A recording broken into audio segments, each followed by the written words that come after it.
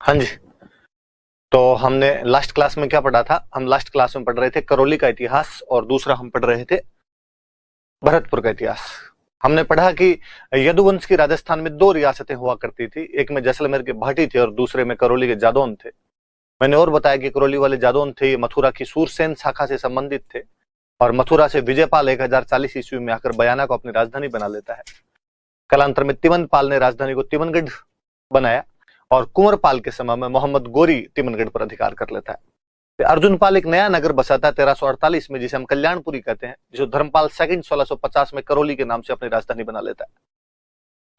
फिर हम पढ़ रहे थे कि गोपाल पाल नाम के राजा ने हुरडा सम्मेलन में भाग लिया था और यहाँ गौड़ीय संप्रदाय का मंदिर, मदन मोहन जी का मंदिर बनवाया था। हरबख्श पाल 1817 में अंग्रेजों के साथ संधि कर लेता है। 17 में सबसे पहले करौली ही संधि करता है।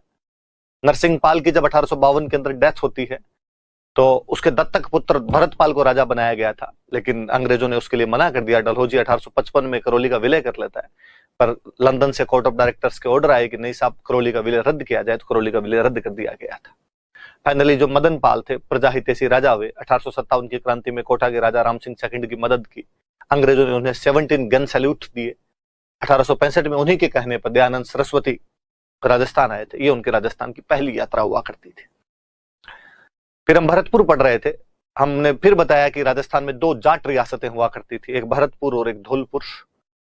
भरतपुर वाला जो इलाका था यूपी के मथुरा वाले इलाके के टच में करता था। यहां पर जाट बाहुल्य क्षेत्र हुआ करता था।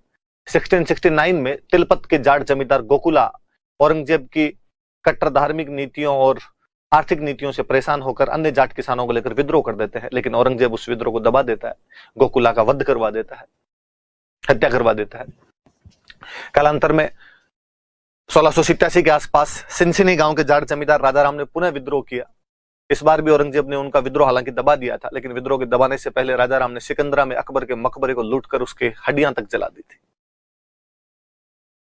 चूड़ामन, औरंगजेब की मृत्यु के बाद में चूड़ामन जो था वो थोड़ा शक्तिशाली जाट जमींदार बनता और थून के अंदर एक राज्य की थून में किले का निर्माण करवा लेता है।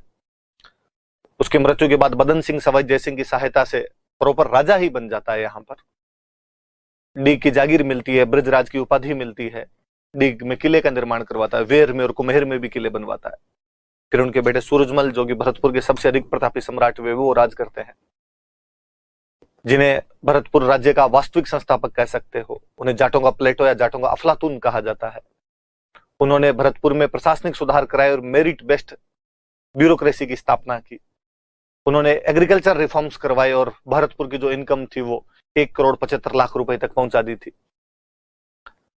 सूरजमल जी ने दिल्ली पर आक्रमण किया, नूरजहां का झूला उठाकर लेके आ गए थे और डीग के जल महलों में उन्हें लगाया गया था।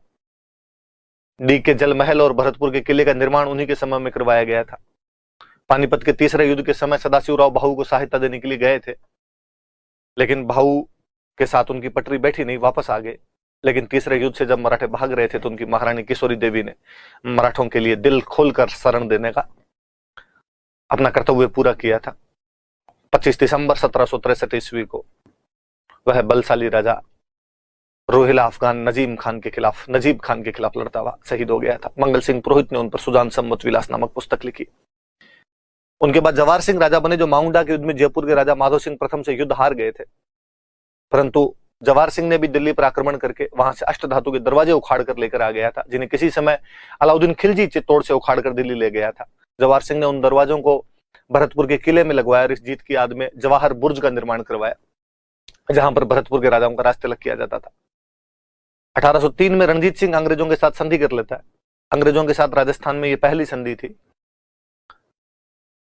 लेकिन 1804-05 में जब जसवंतराव होलकर भागता हुआ भरतपुर आता तो उसको भरतपुर में न केवल शरण दी गई बल्कि लॉर्ड लेक के 5 हमलों का सफलतापूर्वक सामना किया गया। इसलिए भरतपुर के किले का नाम लोहागढ़ी पड़ गया था। इस जीत की याद में भी फतेह बुर्ज का निर्माण करवाया गया था। ये बातें कल हमने पढ़ी थी। बेसिकली जब हिस्ट्री पढ़ते हैं तो बड़ी बड़ी सी ये रियासतें हैं, इनके बारे में हम पढ़ लेते हैं। अब कुछ और रियासतें जिनका अपने यहाँ पे प्रभाव रहा था, कुछ और राजा जिनका अपने यहाँ पे प्रभाव रहा था, हम उनके बारे में और जानना चाहेंगे। आरपीसी ने पिछले कुछ सालों के अंदर ये जो मेनस्ट्रीम मिडिवल हिस्ट्री थी, इससे हट के थोड़े से सवाल पूछने शुरू कर दिए। पहले वो इन बड़े बड़े में से मेवाड़, मारवाड़, बीकानेर, जैसलमेर, आमेर, भरतपुर, इनसे सवाल पूछ लिया करता था।